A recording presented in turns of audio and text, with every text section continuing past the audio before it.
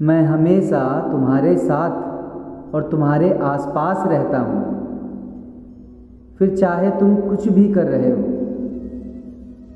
जो कुछ हुआ अच्छे के लिए हुआ, जो हो रहा है अच्छे के लिए हो रहा है, जो होगा वह भी अच्छे के लिए ही होगा। आप वही हैं जिसमें आप विश्वास करते हैं। आप वह बन जाते हैं जो आप मानते हैं कि आप बन सकते हैं। जिस इंसान के चारों तरफ नकारात्मक लोग रहते हैं, उस इंसान का मंजिल से भटक जाना तय है। अपने अनिवार्य कर्तव्य का पालन करें, क्योंकि क्रिया वास्तव में निष्क्रियता से बेहतर है। जहाँ भी सभी मनुष्य के स्वामी श्री कृष्ण हैं और जहाँ अर्जुन सर्वोच्च धनुधर हैं, वहाँ भी निश्चित रूप से ऐश्वर्य, विजय, असाधारण शक्ति और नैतिकता होगी। समय हमेशा चलता रहता है, कभी रुकता नहीं है। यदि आज बुरा समय है तो कल अच्छा होगा। इसीलिए आप बिना किसी स्वार्थ के सिर्फ कर्म कीजिए, फल समय खुद देगा।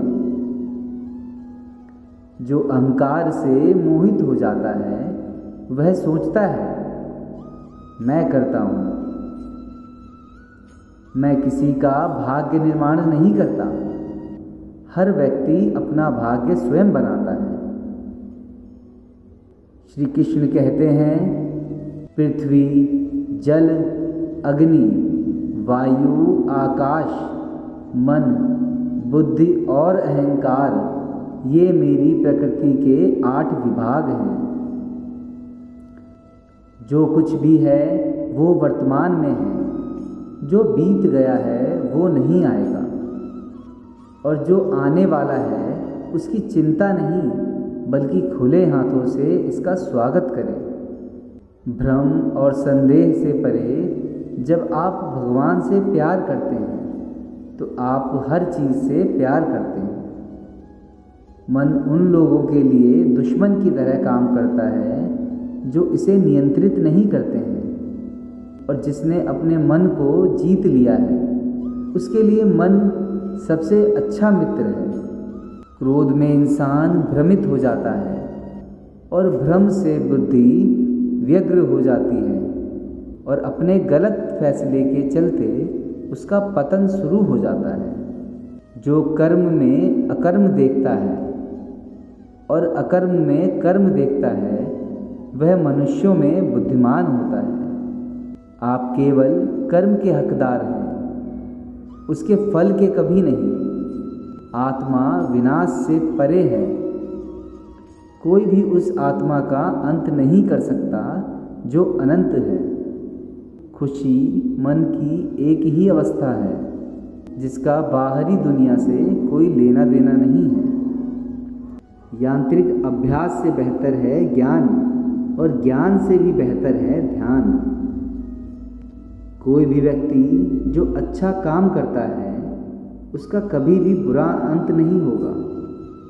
जिनके मन और आत्मा में सामंजस्य है, जो इच्छा और क्रोध से मुक्त हैं, जो अपनी आत्मा को जानते हैं, उनके साथ ईश्वर की शांति है।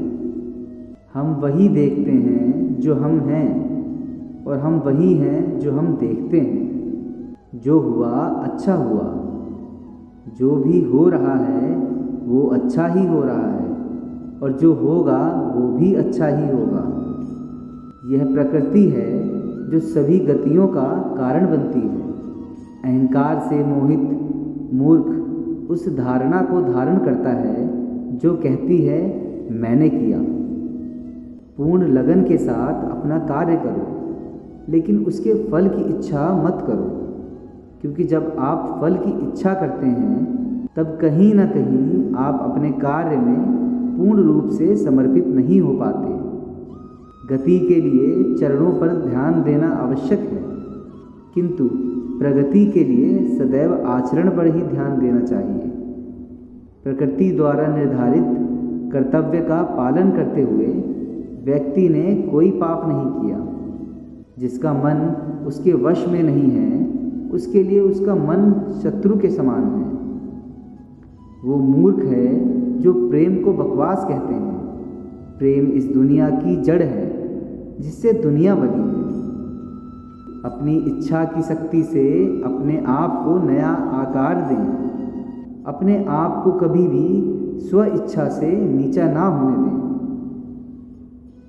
बुद्धिमान अपनी चेतना को एकत्रित करते हैं और कर्म के फल के प्रति आसक्ति को त्याग देते हैं। हम जो कुछ भी हैं वह हमने जो सोचा है उसी का परिणाम है। हम अपने विचारों से बने हैं।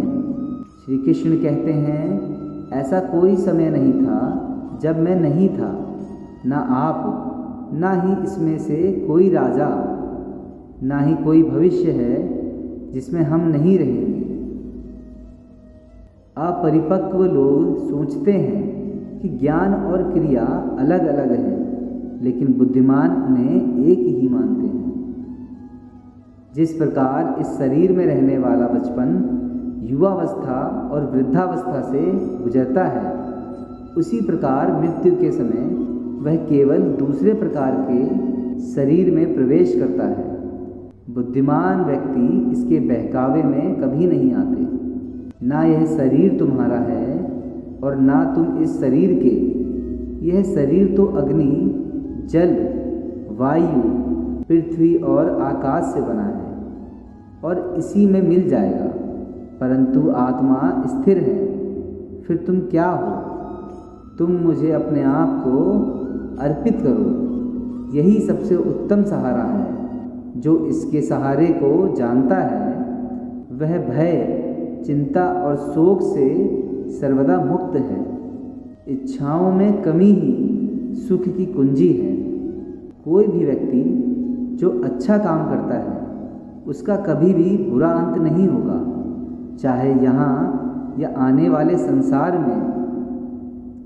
जो पहले विष जैसा लगता है लेकिन अंत में अमृत जैसा स्वाद देता है, यह सत्व का आनंद है जो स्वयं के साथ शांति से पैदा हुआ है।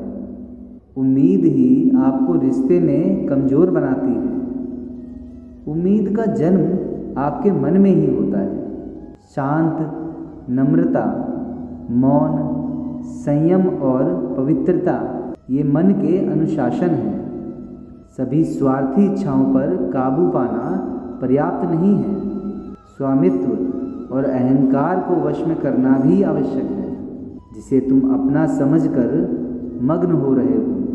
बस यही प्रसन्नता तुम्हारे दुखों का असली कारण है।